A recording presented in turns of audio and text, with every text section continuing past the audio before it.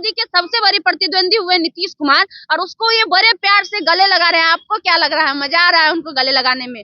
अरे बेवकूफो, वो इसलिए गला लगा रहे हैं कि कल को घर में घुसा के तो बिहार में अगुआ का हाल नहीं पता है, पिटाता अंत में अगुए न है। अगुए अगुए का कुछ नहीं होता अंत में, तो अगुआ ही खेल कर देता है, तो खेल कर दिया अगुआ जाएगा। ये जनता को समझना होगा कि हमने क्या खोया है, ये सब टल जाएगा। अब आ गया लोकसभा चुनाव, आपको लग रहा है कि ये सारा काम होगा?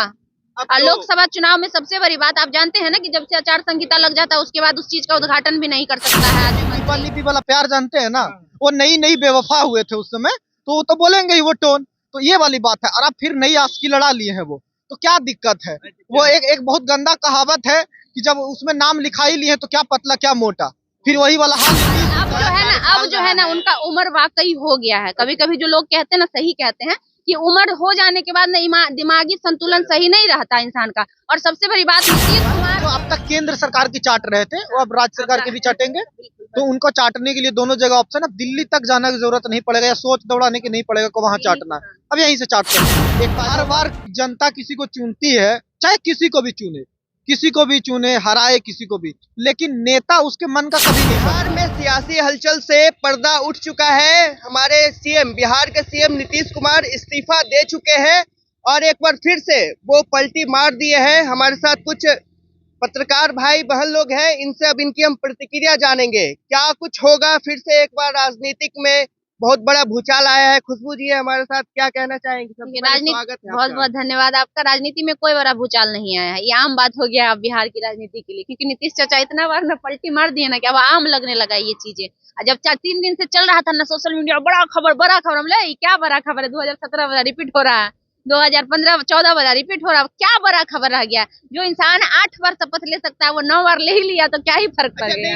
एक बार एक वीडियो उनका वायरल हो रहा है, बहुत गलत चिड़ के बोल रहे हैं कि हमें मरना पसंद है लेकिन उनके साथ जाना पसंद नहीं है, लेकिन फिर से एक बार वो साबित कर दिए। जितने भी राजनेता होते हैं ना उनकी बातों का कोई वैल्यू नहीं होता है, वो अपने बात पे कभी नहीं अडिग रहते, चाहे वो जेडीयू हो चाहे वो बीजेपी हो। लेकिन हाँ, इस मामले में अगर हम किसी को सही मानेंगे तो वो आरजेडी को। आरजेडी ने शुरू से कहा है कि हम किसी भी कीमत पे बीजेपी से नहीं मिलेंगे, अन्यथा जिस दिन आरजेडी चाहे बीजेपी से मिलकर सत्ता में काबिज हो सकती है। इनफैक्ट नरेंद्र मोदी ने लालू यादव को ऑफर भी दिया था कि आप हमारे साथ आ जाइए, लेकिन एक पहली पार्टी बिहार की राजनीति पार्टी आरजेडी है जो आज तक अपने बातों पे कायम रही है कि हम किसी भी कीमत पे बीजेपी से मतलब विचारधारा से समझौता नहीं करेंगे। लेकिन नीतीश जी का कोई विचारधारा अब रहा नहीं, वो लिख के बड़ा पोस्टर डाल देते हैं नीतीश जी सबके हैं, वो आज चले गए हैं बीजेपी में, क्या पता 6 महीना बाद लोकसभा चुनाव होने के बाद ये आ जाए इनने, मतलब इनका कोई भरोसा ही नहीं है कि ये कब कहाँ जाएंगे क्या करेंगे। लेकिन हाँ, इन सभी के बीच अगर सबसे बड़ा नुकसान किसी का होता है तो वो आम पब्लिक का होता है, क्योंकि देखिए 5 दिन से बिहार का सारा काम ठप है।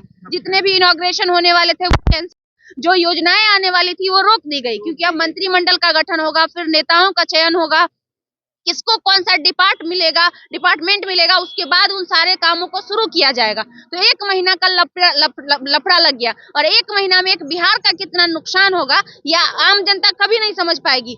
1 साल में एक बिहार को केंद्र सरकार एक विधानसभा को डेवलपमेंट करने के लिए 1 साल का पैकेज 1 करोड़ दिया जाता है। तो आप उस हिसाब से समझिए कि 1 महीना का पैकेज क्या हुआ, उसको 12 से जब आप मल्टीप्लाई करिएगा तो लगभग 10 लाख मिनिमम आता है। तो 1 महीना का अगर पैकेज गया एक अथी का, तो टोटल बिहार में कितने प्रखंड हैं, प्रखंड जोड़िए, और उतने प्रखंड का मतलब 1 महीने में कितना बड़ा नुकसान हुआ जनता का, शायद ये जनता नहीं समझ सकती है। ये वही लोग समझेंगे जिनको इन चीजों के बारे में जानकारी है। जनता को लग रहा है क्या हो गया, खुश हो रहा है, जो बीजेपी समर्थक है बोला अच्छा हुआ नीतीश कुमार इधर आ गए, जो उधर वाले हैं वो दुखी हो रहे हैं। लेकिन इन सभी के बीच में किसी का अगर जा रहा है वो जनता का जा रहा है। हमारे साथ सुमित है, सच बिहार चलाते हैं न्यूज। सबसे पहले स्वागत है आपका सुमित। स्वागत आपके दर्शकों का भी है और स्वागत नए बिहार में भी सबका है। कैसे इस एंगल को देखते हैं? नीतीश चाचा जो है हमारे बिहार के सीएम एक बार फिर से, नहीं एंगल क्या देखना है, पलटी मार दिए हैं, ये सच्चाई है। और दूसरी बात ये कि अभी आपने पूछा खुशबू जी से कि नीतीश जी बड़ा खीज में बोल रहे थे या गुस्सा में कि हम मर जाएंगे लेकिन जाना पसंद नहीं करेंगे। मरना पसंद है, हाँ मरना पसंद है लेकिन जाना नहीं। वो देखिए निबी वाला प्यार जानते हैं ना, वो नई बेवफा हुए थे उस समय, तो वो तो बोलेंगे ही वो टोन, तो ये वाली बात है। और अब फिर नई आस्की लड़ा लिए हैं वो, तो क्या दिक्कत है? वो एक बहुत गंदा कहावत है कि जब उसमें नाम लिखा ही लिए तो क्या पतला क्या मोटा, फिर वही वाला हाल नीतीश जी का है। और इसमें देखिए हिसाब क्या है, हिसाब बस इतना है कि कई लोगों को आज ये समझ में आ रहा है, अरे नीतीश जी तो बहुत बड़े पॉलिटिशियन हैं, तो नीतीश जी नेता है महाराज, माहिर है एकदम। ये बात समझ लीजिए कि वही लोग ऐसे कहने वाले हैं, और अगर ये बात जनता कह रही है तो जनता ने स्वीकार कर लिया है कि वो चूतिए हैं सारे, क्योंकि उसका नेता तो रोज पलटी मारेगा और वो बहुत बड़ा नेता है। वो नीतीश कुमार को विकास पुरुष से भी नवाजा जा चुका है, और कहीं ना कहीं जो इंडिया जो महागठबंधन बनी उनके रिप्रेजेंटेटिव वो अगुआ वही थे, तो वो सब क्या कहीं ना कहीं उनका तो महाराज अगुआ थे तो बिहार में अगुआ का हाल नहीं पता है, पिटाता अंत में अगुए न है। अगुए का कुछ नहीं होता अंत में, तो अगुआ ही खेल कर देता है, तो खेल कर दिया यहाँ अगुआ। देखिए असल में अभी जनता को इस बात की खुशी हो रही होगी, चाहे बीजेपी जो जेडीयू वाले होंगे वो खुश हो रहे होंगे कि हम लोग आरजेडी को छोड़ के बीजेपी में आ गए, हमको लोकसभा का लाभ मिलेगा। लेकिन ये जेडीयू वाले इतने महामूर्ख है जिनको ये समझ में नहीं आ रहा है कि नरेंद्र मोदी आज तक किसी के नहीं हुए हैं। मुकेश सहनी का क्या हाल किया अच्छे से जानते हैं। एक दो और पार्टी है वो भी छोड़ दीजिए, वो जो मुख्यमंत्री थे मध्य प्रदेश के कौन थे वो, शिवराज सिंह चौहान थे, उनके हित होते हुए भी उनका क्या हाल किया वो भी आप जान रहे हैं। नरेंद्र मोदी की इतनी बड़ी चाल है इसमें जो शायद नीतीश कुमार भी आज नहीं समझ रहे हैं। जब वो अपने हनुमान है, ये चिराग पासवान, उनका क्या है, हनुमान बनते रह गए, सीएम बन रहा है। नहीं वो एक बात याद रखिए, मुंह रंग के हनुमाने बनते रह जाएंगे और वो भी ओरिजिनल नहीं बन पाएंगे। और समझिए वो जब नरेंद्र मोदी एक ऐसे व्यक्ति हैं जो अपने के नहीं हुए, तो नीतीश कुमार तो इनके सबसे बड़े प्रतिद्वंदी थे। जब वो इंडिया गठबंधन का, आप कह रहे थे कि जब वो इंडिया गठबंधन का वो कर रहे थे, नेतृत्व कर रहे थे, अगुवाई कर रहे थे, तो सबसे बड़े उनके विरोधी कौन हुए? नरेंद्र मोदी के विरोधी कौन हुए? जो इंडिया गठबंधन का चेहरा प्रधानमंत्री के रूप में होगा, और नीतीश कुमार खुद को देख भी रहे थे। इनफैक्ट जनता भी चाह रही थी कि नीतीश कुमार बिहार के हैं और प्रधानमंत्री के रूप में देखे जाए। तो सिंपल सी बात है कि नरेंद्र मोदी के सबसे बड़ी प्रतिद्वंदी हुए नीतीश कुमार, और उसको ये बड़े प्यार से गले लगा रहे हैं। आपको क्या लग रहा है, मजा आ रहा है उनको गले लगाने में?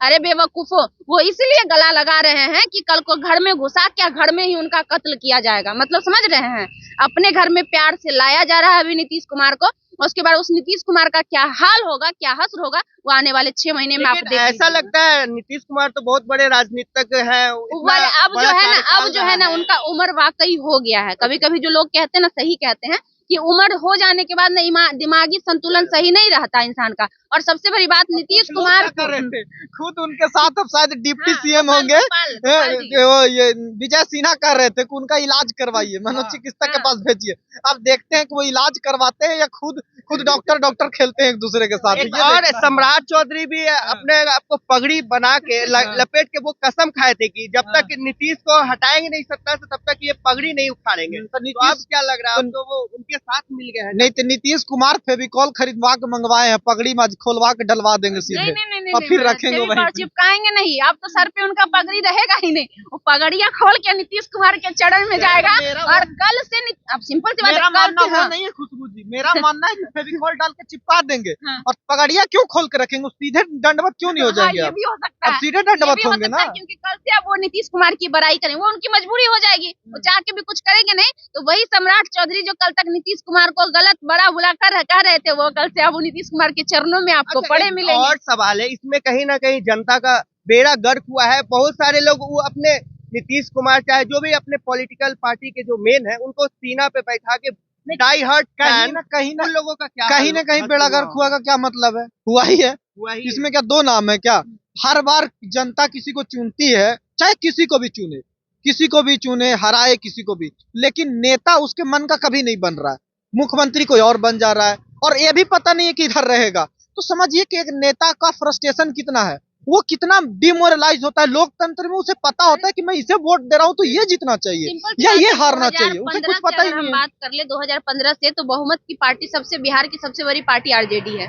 15 में भी आरजेडी रही है और 20 में भी आरजेडी रही। मतलब कहीं ना कहीं जनता सबसे ज्यादा चाह रही है कि आरजेडी का नेता आए। हम ये नहीं कह रहे कि तेजस्वी ही बने, कोई भी बने, लेकिन आरजेडी से बने। जनता की ये चाह, ये हम नहीं कह रहे हैं, ये आपका पोलिंग कह रहा है, ये आपका वोटिंग कह रहा है, ये हम नहीं कह रहे हैं।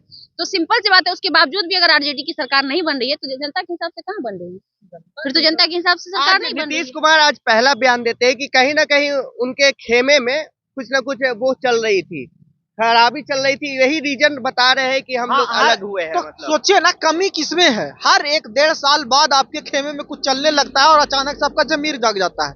तो कमी किसमें है? जनता में है, नीतीश कुमार में है, या फिर सारी पार्टियों में है जो दरवाजा बंद कर देते हैं तो फिर इलाज होने लगता है, तो कोई मर जाने लगता है, फिर सब जिंदा हो जाते हैं, सबका जमीर फिर जाग जाता है और वही जनता फिर नारा लगा रही होती है नीतीश कुमार देश के सबसे बड़े पॉलिटिशियन।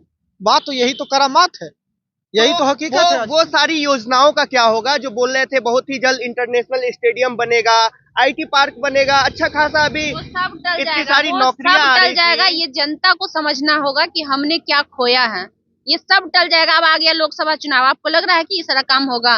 अब और तो लोकसभा चुनाव में सबसे बड़ी बात आप जानते हैं ना कि जब से आचार संहिता लग जाता है उसके बाद उस चीज का उद्घाटन भी नहीं कर सकता है आदमी मंत्री।